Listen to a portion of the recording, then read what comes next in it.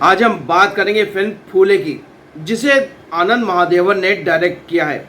इस फिल्म को देखने के बाद का बहुत सारी नई चीज़ें पता चली। फिल्म की कहानी आपको बताते चले, 2 घंटे तकरीबन 7 मिनट की है और इस फिल्म में बहुत कुछ ऐसा था जिसके बारे में हम नहीं जानते थे। आप भी यकीनन नहीं जानते होंगे, क्योंकि ये कहानी जो है 1848 यानी कि 1848 के बारे में दिखाई गई। वहाँ से इस कहानी की शुरुआत हुई है, जहाँ पर दिखाते हैं कि ज्योतिबा फूले और सावित्री फूले जो हैं उनका बचपना दिखाते हैं कि उनकी शादी बहुत कम उम्र में हो गई थी और दोनों कैसे एक साथ रहते थे और कितना पढ़ाई में दोनों को रुचि थी। जो इसमें सावित्री फूले हैं इनके बारे में दिखाया गया कि ये बचपन से ही बहुत ज़्यादा इंक्लाइंड थी पढ़ाई की तरफ और उस वक्त वो दौर ऐसा था जहाँ पर ऊंची जात और नीची जात का बहुत बड़ा एक चलन था। वहाँ पे बहुत सप्रेशन था उस वक्त और उसके अलावा जो गर्ल्स चाइल्ड एजुकेशन है उसके बारे में लोगों को अवेयरनेस नहीं थी। लोग बहुत बुरा मानते थे अगर उनकी बेटी को पढ़ने के लिए कहा जाए। तो उस लिहाज से देखा जाए तो उस वक्त इन दोनों ने जो कार्य किया वो यकीनन काबिल तारीफ़ है। जिस तरह से उस वक्त का संघर्ष इन लोगों ने झेला होगा वो यकीनन बहुत ही नाकाबिले बर्दाश्त रहा होगा, लेकिन उन सब चीज़ों से निकल कर इन्होंने अपनी एक जगह बनाई। इनकी जो सोच थी उसको उन्होंने इम्प्लीमेंट किया और दुनिया को दिखाया कि अगर आप कोई भी काम पूरी दृढ़ता से करेंगे तो उसमें आपको कोई हरा नहीं सकता। और यही हाल था, क्योंकि जिस वक्त सावित्री फूले और ज्योतिबा फूले ने ये संघर्ष शुरू किया जहाँ पर उन्होंने जो बच्चियां थीं उनको पढ़ाने का जिम्मा उठाया, उस वक्त उनके साथ बहुत सारे रोड़े अटकाए गए, उनको मारा गया, उनको बहुत तरह से प्रताड़ित किया गया, लेकिन बावजूद उसके वो लोग रुके नहीं, थमे नहीं और चलते रहे। और आपको ये भी बता दें कि इस फिल्म के ज़रिए पहली बार पता चला कि हिंदुस्तान की पहली 2 फीमेल टीचर्स जो हैं वो कौन थीं। पहली 2 फीमेल टीचर्स जो थी वो सावित्री बाई फूले थीं और दूसरी फातिमा शेख, जो कि ज्योतिबा फूले के दोस्त की बहन थी। तो ये बात पहली बार पता चली कि हिंदुस्तान में पहली फीमेल 2 टीचर्स जो थीं जो गर्ल्स को पढ़ा रही थीं वो ये 2 थीं, सावित्री फूले और फातिमा शेख। अब इसके बारे में आगे बात करते हैं कि फिल्म की कहानी जैसे मैंने कहा 2 घंटे 7 मिनट की है, लेकिन जो पहला हाफ है वो बहुत स्लो है। फिल्म का डायरेक्शन बहुत ज़बरदस्त है, आनंद महादेवन ने डायरेक्शन बहुत अच्छा दिया है, टेकिंग बहुत ज़बरदस्त है। ख़ासतौर से उस इरा को दिखाना, उसकी चीज़ें इकट्ठा करना, उस अंदाज में दिखाना वो भी बहुत कमाल का है। हर चीज़ बहुत अच्छी है, लेकिन फर्स्ट हाफ थोड़ा स्लो है। अब आप सोचेंगे 2 घंटे 7 मिनट की फिल्म में भी हम स्लो कह रहे हैं, कहीं ना कहीं पेस की इसमें कमी है।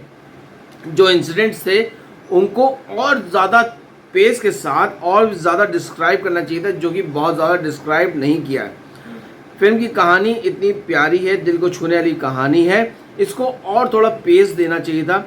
आपको बता दें कि इस फिल्म में पत्रलेखा है और प्रतीक गांधी और पत्रलेखा ने कमाल का काम किया है।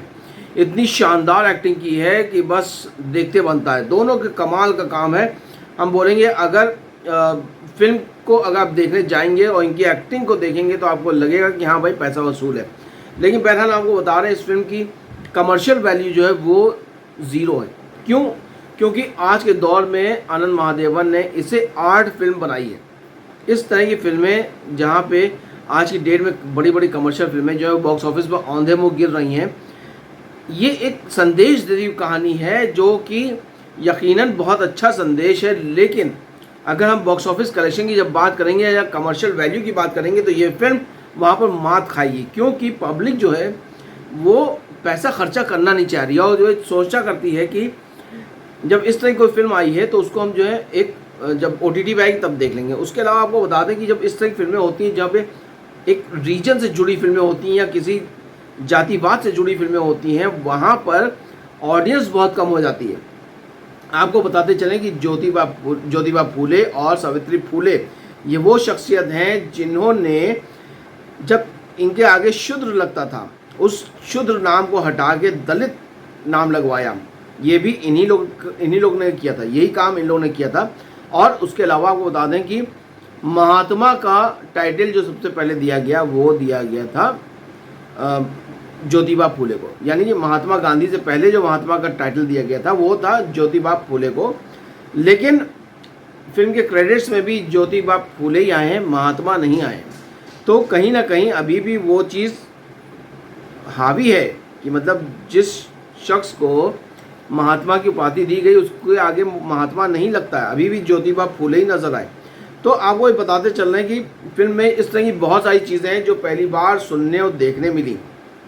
इस फिल्म को आप वर्ड ऑफ माउथ से कितना भी कर लेंगे लेकिन पब्लिक हॉल तक बहुत मुश्किल से खींच के जाएगी। हाँ, लेकिन इस फिल्म को देखना बहुत ज़रूरी है, वो चाहे आप हॉल में जाके देखें या फिर आप जब इंतज़ार करें टीवी पे जब आएगी, OTT पे आएगी तब देखें। लेकिन मेरे ख्याल से इस फिल्म को इतना ज़रूर करना चाहिए सरकारों को कि वो अपने अपने प्रदेश में टैक्स फ्री कर दें, क्योंकि इस तरह की फिल्में बहुत कम बनती हैं, ऐसे संदेश देती फिल्में बहुत कम बनती हैं जहाँ पर हमें बहुत कुछ सीखने मिलता है, हिस्ट्री के बारे में जानने मिलता है।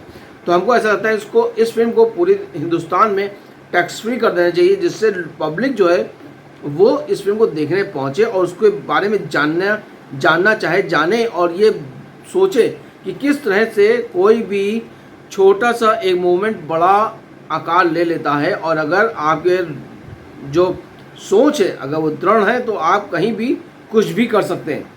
और सबसे बड़ी बात यह है कि जिस शख्स ने इतनी बड़ी लड़ाई लड़ी हो दलित शूद्र के नाम को लेकर, और उसने उस दलित समाज में उसको कन्वर्ट किया हो, जहाँ पर उसने ऊंची जात और नीची जात के जो मतभेद थे उनको बहुत कम करने की कोशिश की हो, तो उस तरह की फिल्मों को देखना और लोगों के बारे में जानना मेरे ख्याल से हर एक का बहुत हक है, उनको जानना चाहिए और देखना भी चाहिए। इस फिल्म को हम देते हैं 3 स्टार।